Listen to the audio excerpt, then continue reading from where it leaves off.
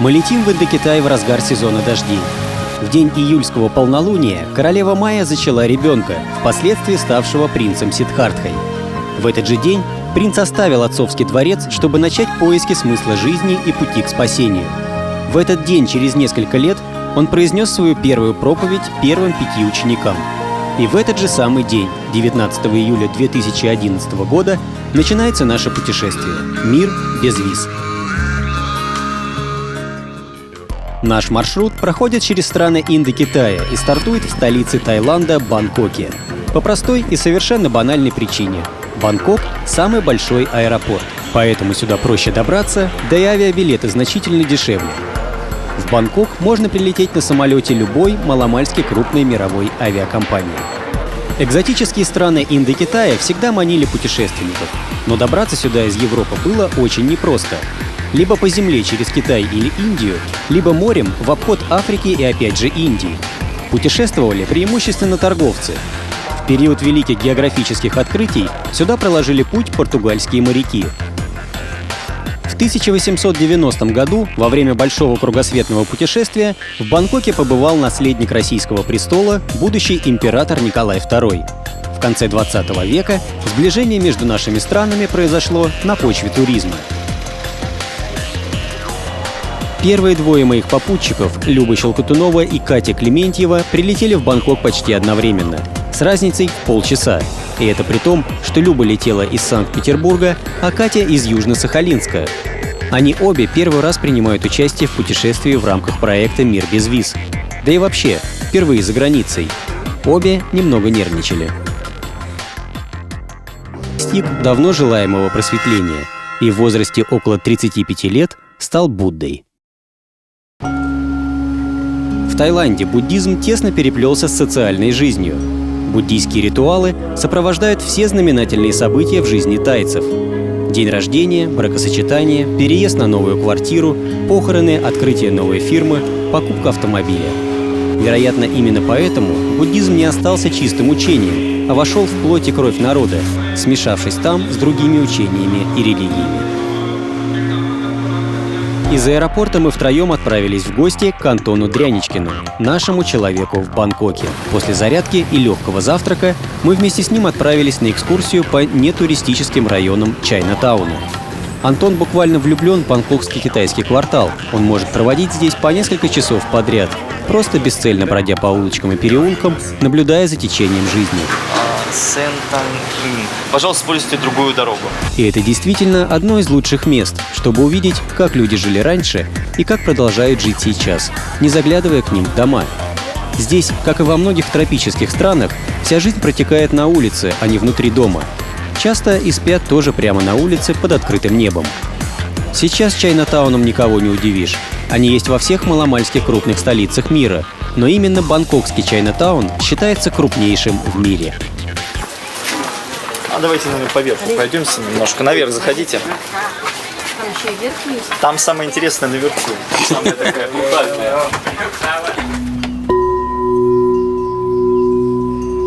У тайцев бытует поговорка: «Быть тайцем значит быть буддистом». Каждый мужчина старше 20 лет должен стать монахом. Как, впрочем, и в соседних странах Индокитая – Мьянме, Лаосе и Камбодже. Не обязательно уходить в монахи на всю жизнь, как, например, в христианстве. Можно окунуться в монашескую среду хотя бы временно, на небольшой срок, от 7 дней. Но это должен сделать каждый мужчина. Это даже обязательнее, чем у нас служба в армии. Только после получения монастырского опыта мужчина может считаться полноценным членом общества и может вступить в брак или занять важный государственный пост.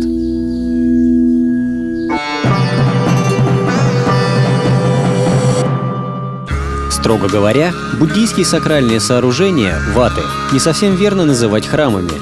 Ват – это комплекс зданий, окруженных стенами или ступами. Ват – особо почитаемое и охраняемое место, центр общественной жизни как в деревне, так и в городе.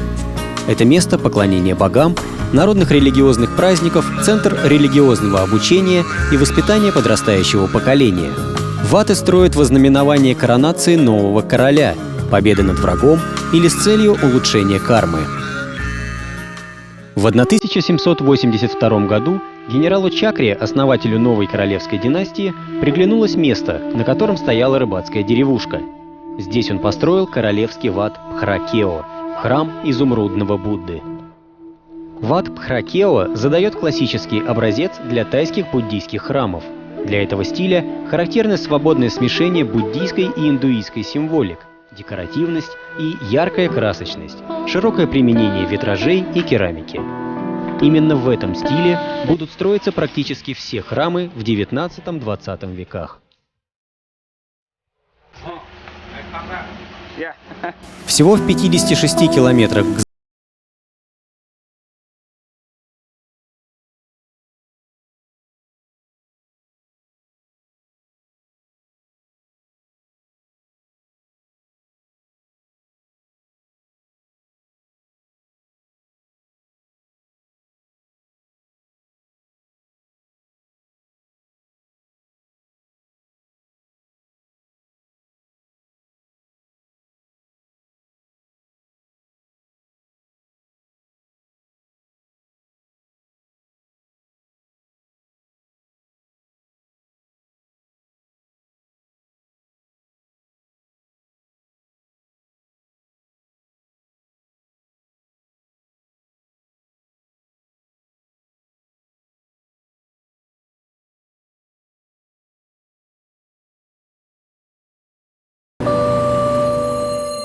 От ступы в Накан-Паттами мы отправились в сторону Канчанабури на автобусе. Мы хотели проехать по дороге смерти. Знаменита она сражениями во время Второй мировой войны. Самое впечатляющее инженерное сооружение на этой дороге — мост через реку Квай. На его строительстве использовался труд 60 тысяч австралийских, американских и английских военнопленных. С помощью героических усилий и рабского труда уже в октябре 1943 года дорогу построили и открыли по ней движение. Но в 1944 году мост на реке Квай был разрушен английской авиацией. Его восстановили после войны, главным образом как мемориал в память о тех, кто погиб при строительстве. Если человек знаком с учением Будды, то он знает, что причинение вреда любому живому существу значительно вредит карме. И чтобы исправить свою карму, очень важно совершать хорошие поступки и дела. Причем дела, совершенные на протяжении не только этой жизни, но и во время предыдущих жизненных циклов. В качестве воздаяния за наши усилия нас ждет лучшее перерождение. Но дойти до этой цели удастся только в том случае, если мы во всей цепи перерождений будем соблюдать предписанные буддизмом строгие этические нормы. Мы выезжаем из Бангкока, но на этот раз не на запад, а на юг, к побережью Сиамского залива. Поезд в Прачоп Хирик-хан уходит с главного вокзала.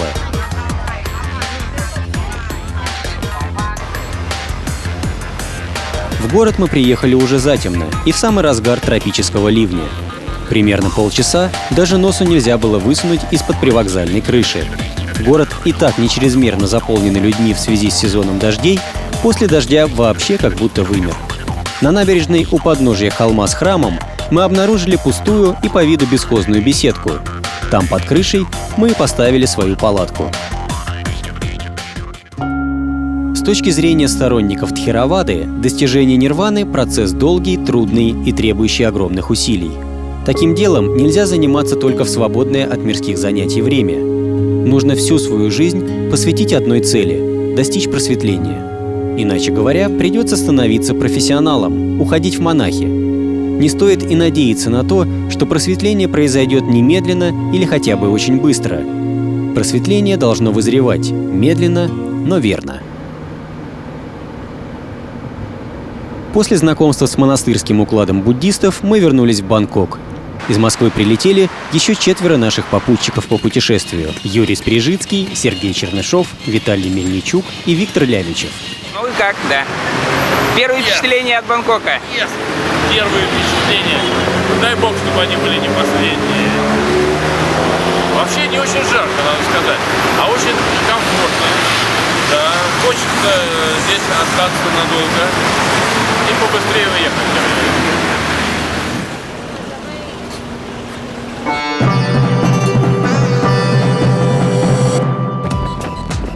Камбоджа – одна из самых таинственных и экзотических стран Азии. На территории этой страны в древности существовала одна из самых могущественных и высокоразвитых цивилизаций – цивилизация кхмеров. Империя кхмеров достигла своего расцвета в IX-XIII веках нашей эры. Столицей империи был город Ангкор.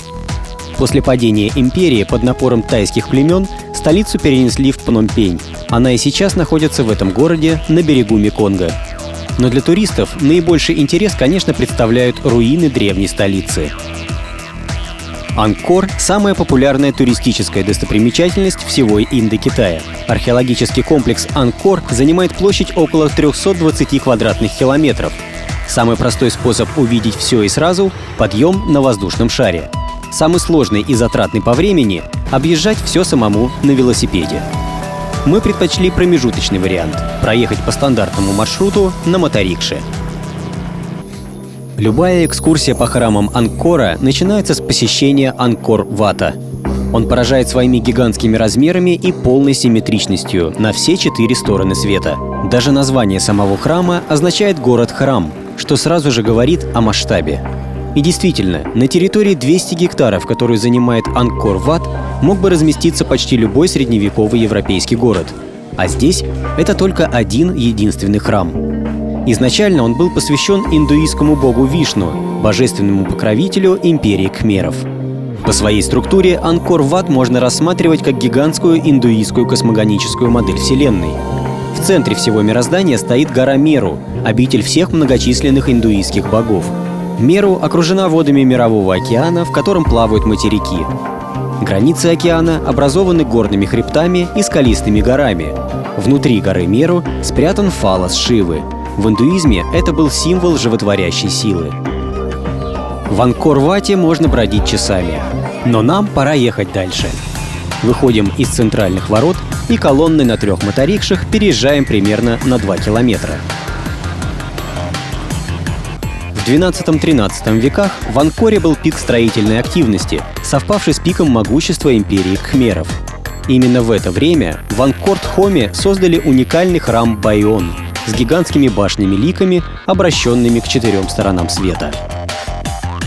Дневная программа закончена, можно расслабиться, помедитировать или просто посидеть на теплых камнях, дать отдохнуть натруженным ногам.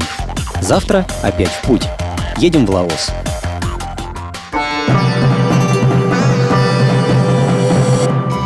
В странах Индокитая у самостоятельного путешественника всегда есть соблазн на некоторое время отказаться от своей самостоятельности и прибегнуть к услугам одной из многочисленных туристических компаний.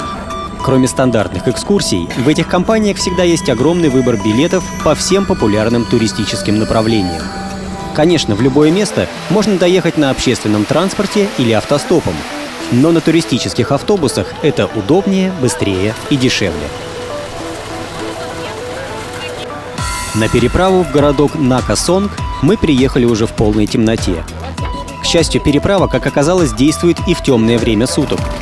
Нас погрузили на длинные деревянные лодки с подвесными моторами.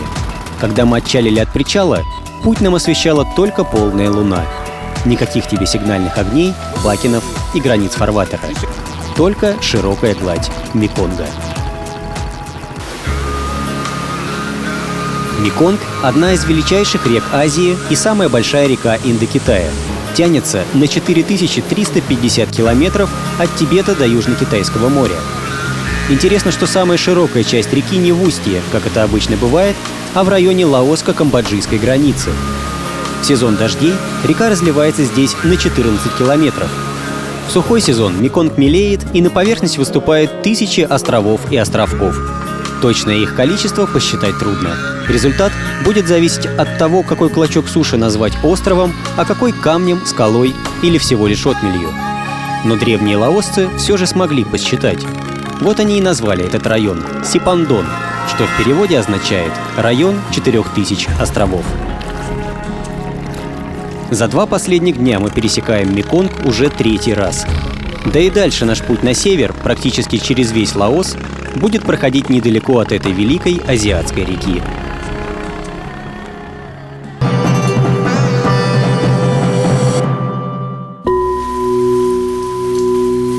В Таиланде государственная религия не просто буддизм, а именно буддизм Тхеравады. Сторонники Тхеравады считают себя последователями изначального ортодоксального буддизма. Они стараются сохранять учение Будды в его изначальном виде. Такая ортодоксальная установка проявляется и в архитектуре. Никаких экспериментов и модерна. Все новые храмы и монастыри строятся в полном соответствии с древними образцами. По внешнему виду практически невозможно понять, какой храм был построен 500 лет назад, а какой буквально вчера. Но в последние годы сама жизнь стала настолько динамичной и стремительной, что и последователи Тхеравады стали уже не такими ортодоксальными. Хотя в целом они продолжают придерживаться классических образцов, в отдельных местах разрешают и эксперименты с формой. Самый яркий пример модерна в строительстве буддийских храмов можно увидеть на окраине Чаангарея. Это знаменитый белый храм Wat Rongkhun, построенный в 1997 году. По мнению художника, белый цвет символизирует чистоту Будды. Мост, ведущий к входу в храм, символизирует переход через цепь перерождений в нирвану. Снаружи храм и мост украшены скульптурами, завитками и сталактитами. Современные буддисты полагают, что карма важнее, чем постижение истины, обращая внимание только на соблюдение заповедей и добрых дел, строительство монастырей, ступ, кормление монахов, подношение статуям Будды. Хотя формально никто из буддистов и не берется отрицать важность медитации, реально занимающихся медитацией монахов в буддийских монастырях ничуть не больше, чем в студенческих кампусах западных университетов. Те монахи, которые все же хотят заниматься таким сейчас немодным делом, как медитация, вынуждены отправляться в монастыри, в которых есть специализированные медитационные центры. В буддийской медитации есть две нераздельно связанные части — самадха — концентрация и випассана — просветление. Для каждой из них разработана своя уникальная техника. Этим техникам обычно и обучают в лесных монастырях, в индивидуальных и групповых медитациях.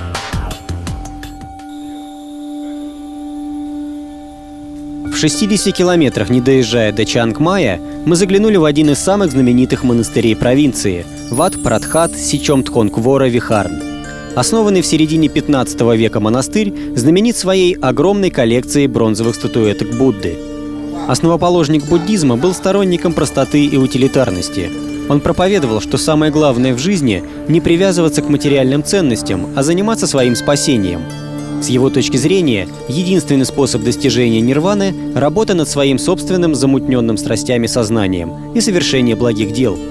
Сам он никаких ценностей не собирал и своим монахам не советовал. Вначале у буддийских монахов просто не было никакой возможности проявить свою страсть к накопительству материальных ценностей. Они постоянно переходили с места на место, а в собственности у них были только роба, посох да чаша для подаяний. Но постепенно, по мере строительства монастырей, все больше и больше монахов переходили к оседлому образу жизни. Вначале у буддистов не было никаких изображений Будды, только частички его мощей, спрятанные глубоко внутри ступ. Потом в качестве символа просветления стали использовать священное дерево бодхи. Затем появились и статуи Будды. Дерево на территории монастыря, как правило, всего только одно, а статуй может быть очень и очень много. И начался процесс собирательства. Возникло даже соревнование между монастырями, практически с олимпийскими лозунгами. Выше — у кого статуя Будды выше, больше — у кого больше статуй, оригинальнее — у кого статуя из наиболее нетрадиционного материала. В результате во многих монастырях появились статуи, сделанные из ценных пород дерева, цветного металла, драгоценных и полудрагоценных камней. С точки зрения буддистов, все это были священные предметы. Но с точки зрения атеистов или последователей других религий, всего лишь материальные ценности. Кое-кто из посетителей даже пытался их украсть. Вот и пришлось буддийским монахам, наряду с основной функцией — достижением духовного прогресса, заниматься еще и охраной ценностей. И монастыри стали превращаться в тюрьмы.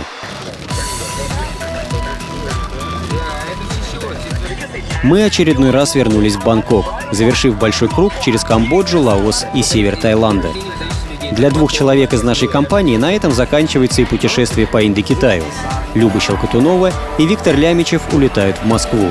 А мы впятером на самолете улетаем в Мьянму, страну, известную многим как Бирма.